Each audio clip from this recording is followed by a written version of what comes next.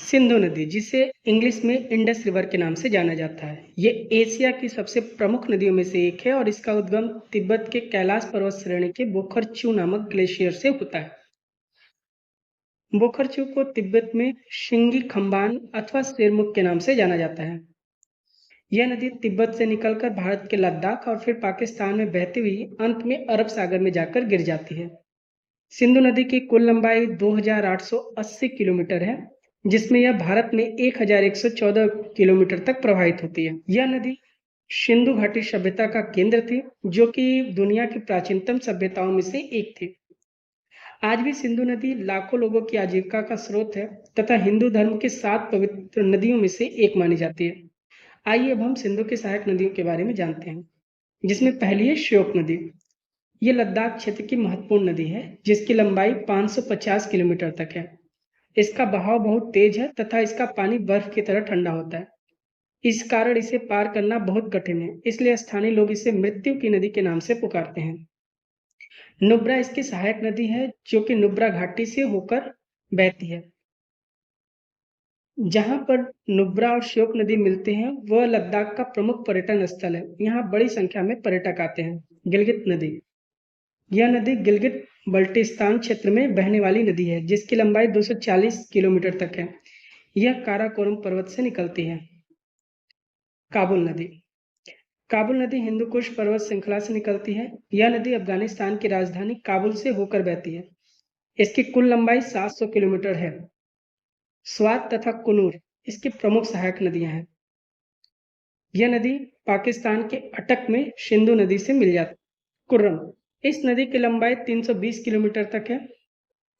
यह अफगानिस्तान तथा पाकिस्तान क्षेत्र में बहती है और यह हिंदू कुश पर्वत की सफेद कोह नामक जगह से निकलती है।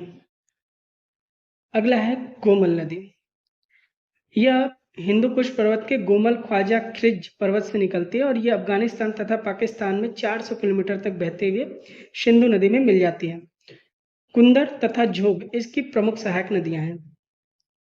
जास्कर, इसका उद्गम द्रांग डंग ग्लेशियर से होता है। इसकी कुल लंबाई 240 किलोमीटर है। यह नदी राफ्टिंग के लिए विश्व प्रसिद्ध है। अगला है झेलम। यह पीर पंजाल श्रेणी के निकट बेरी नाग में स्थित शेषनाग झील से निकलता है।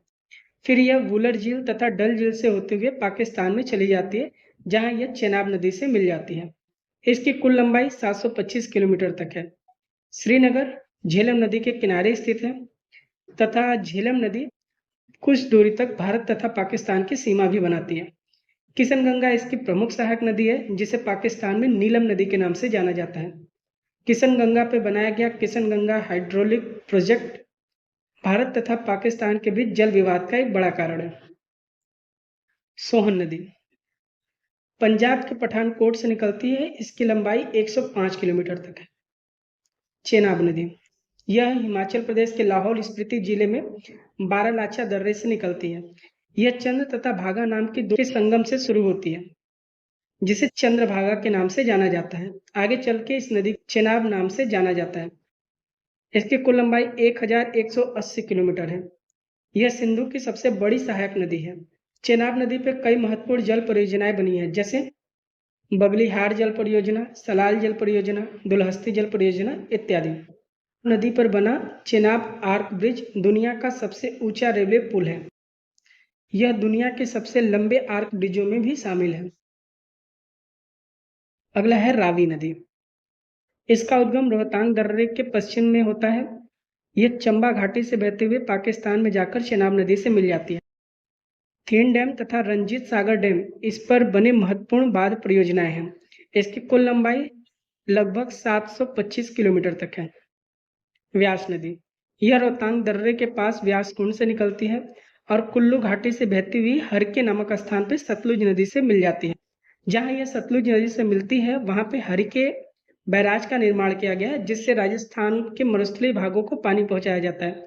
इसके लिए लगभग 650 किलोमीटर लंबी इंदिरा गांधी नहर का निर्माण किया गया है। व्यास नदी पंजाब की पंच नदियों में से एकमात्र नदी है जो केवल भारत में प्रवाहित होती है। सतलज नदी, यह तिब्बत के पठार की राक्षस ताल झील से निकलती है, जिसे तिब्बत में लॉन्गचेन खंबाब के नाम से जाना जाता है। इसकी कुल लंबाई 1450 किलोमीटर तक है। पंजाब में इस नदी पर भाखड़ा नंगल बांध बनाया गया है, जो भारत का सबसे बड़ा बांध है। इसके अलावा भारत पाकिस्तान के बीच 1960 में सिंधु जल समझौता हुआ था, जिसपे इन नदियों का नियंत्रण पाकिस्तान के हाथ में है, जबकि इन नदियों पर भारत का नियंत्रण है। सिंधु जल समझौते के अनुसार सिंधु 80% जल पाकिस्तान को मिलना है, जबकि 20% जल भारत के पास रहना है। समय समय पर इसे लेकर भारत और पाकिस्तान के बीच में विवाद होता रहता है। आज के लिए इतना ही, मिलते हैं अगले वीडियो में। तब तक के लिए जय हिंद, वंदे मातरम।